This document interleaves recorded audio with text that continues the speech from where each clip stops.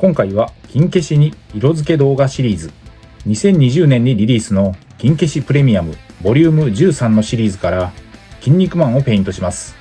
大井争奪編のコスチューム、いつものように水性アクリル塗料で色付けをしました。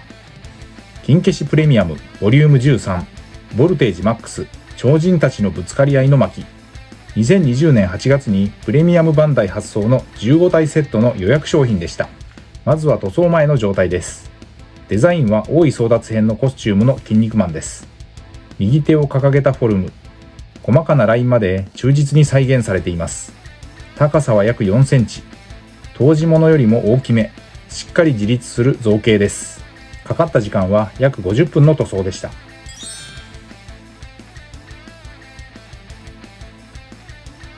塗装後のレビューを先に、彩色は1990年代のアニメカラーを参考にカラーリングを決めました。肌カラーの露出は少ないですが、赤、青、黄色の色分けは意外と細かく大変でした。下処理からペイントの様子は記録していますので、ここから詳しくご覧ください。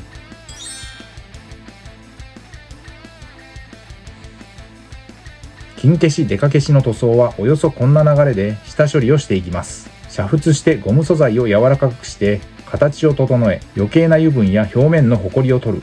ベンジン漬け込みを一晩から2日して過素材、塩ビを柔らかくする薬剤を抜く。乾燥させミスタースーパークリアツヤ消しを全体に吹き、塗装の下地を作りました。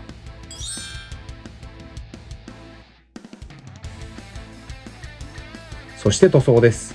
ペイントの様子はハイライトで使用したカラーごとに見ていきます。ベースとして全身にまずパレホのモデルカラーライトフレッシュを塗りました。よく下地作りに使っているかなり白に近いフレッシュカラーです。一手間ですが、この下地のあるなしでその後の色のりは違ってくるので、漏れなくしっかり塗っていきます。2、3分あれば下地はできてしまいます。下地の完全乾燥の後、本格的に色分けスタート。まず肌カラーです。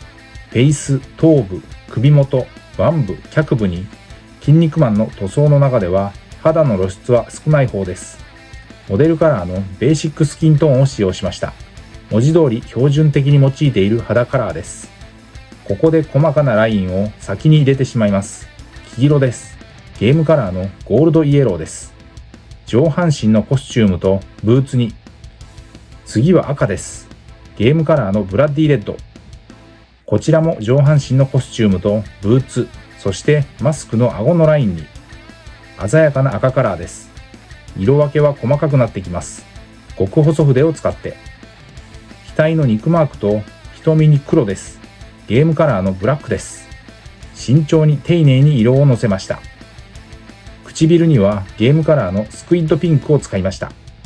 下地も走行して一発で色はのりました。最後が青です。ゲームカラーのマジックブルーです。明るい鮮やかな青カラー。結局塗り残した上半身のコスチュームとブーツがすべてこの青になります。かなり色分けは細かくなっています。リストバンドにも使っています。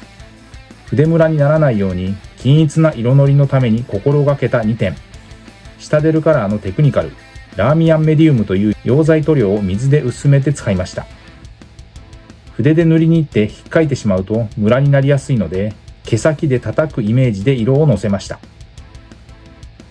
筋肉マン、筋肉つぐるは物語の主人公、筋肉性の王子。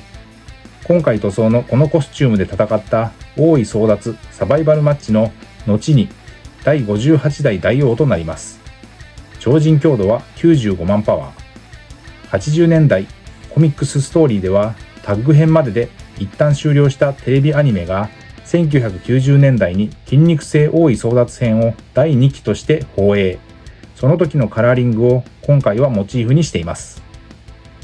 塗料は水性アクリルのファレホを基本にシタデルカラーを要所で使いながらオール筆塗りで色付けをしていきました。使用した筆は基本は模型塗装用の面相筆。面積の広い箇所はブラシを使って時短させ効率よく塗装をしました。工程は下地塗りから上塗りの大きく2段階です。今回の色塗りに使用した塗料はこちら。パレホは世界水準で最高級の水溶性アクリルカラーと言われ、筆塗りによる塗装が滑らかに、筆ムラも出にくく、広い範囲に塗装ができます。ゲームカラーはファンタジックな特別色で、人物、モンスター系フィギュアに適した鮮やかな色がメイン。粘度は低め、隠蔽力、塗膜は強い特性を持っています。塗装後はソフト99コーポレーションのボデーペン、クリアを全体に吹き付け、乾燥させて完成です。台座をつけて塗装後です。フロントビューからリアビューまで。ということで今回は筋肉マン金消し塗装、金消しプレミアムボリューム13から大井争奪返事のコスチュームの筋肉マンを水性アクリル塗料にてペイントをしました。ご視聴ありがとうございました。次回の動画をお楽しみに。チャンネル登録、高評価、引き続きの応援のほどよろしくお願いします。